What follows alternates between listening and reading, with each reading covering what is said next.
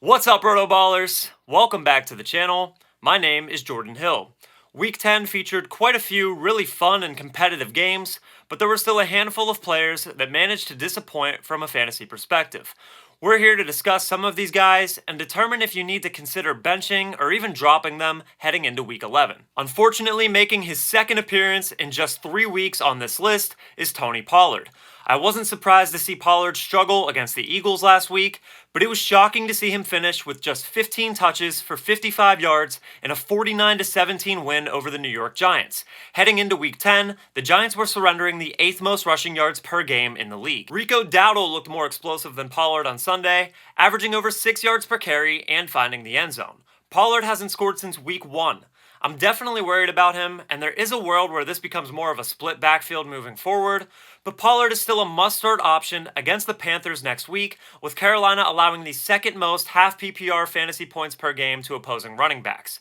If Pollard fails to come through in this matchup though, it might really be time to consider benching him. Next, let's talk about Breece Hall. Since his Week 7 bye, Hall has averaged just 2.3 yards per carry, despite getting 3 favorable matchups in a row.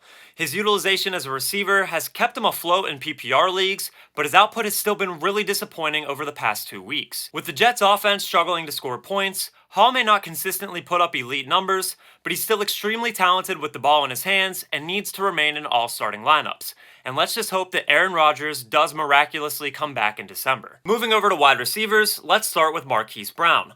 Hollywood got off to a pretty strong start this season, but he's averaged just 6.4 half PPR points over his last 5 contests. He had his worst showing of the season in Week 10, recording just 1 reception for 28 yards, and this was with Kyler Murray back in action. I wouldn't panic on Brown just yet. He played on 100% of snaps this past week, and just keep in mind that he was a fantasy wide receiver 1 with a healthy Kyler Murray and no DeAndre Hopkins last year.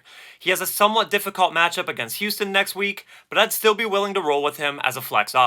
Next up is Jacoby Myers, who has displayed very little chemistry so far with Aiden O'Connell. In O'Connell's 3 starts this season, Myers has a total of 6 receptions for 92 yards on 11 targets.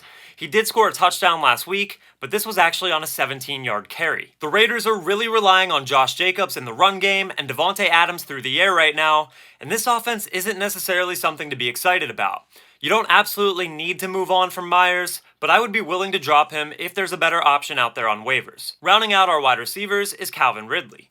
Ridley was also featured in one of these videos pretty recently, and although he has shown signs of life on occasion, he hasn't come close to living up to the hype surrounding him this offseason.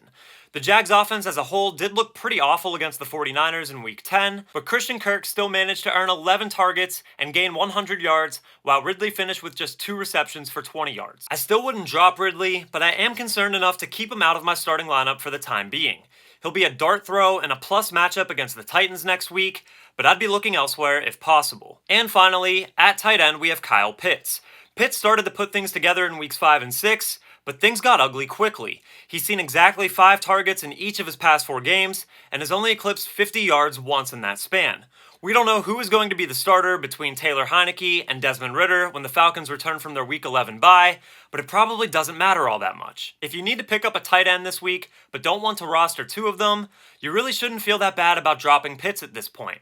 The only thing I would recommend is to explore trading him in a package deal because he still carries some value based off his name alone. Hope you guys enjoyed. Leave a comment down below with the players that have you sounding the alarms 10 weeks into the NFL season.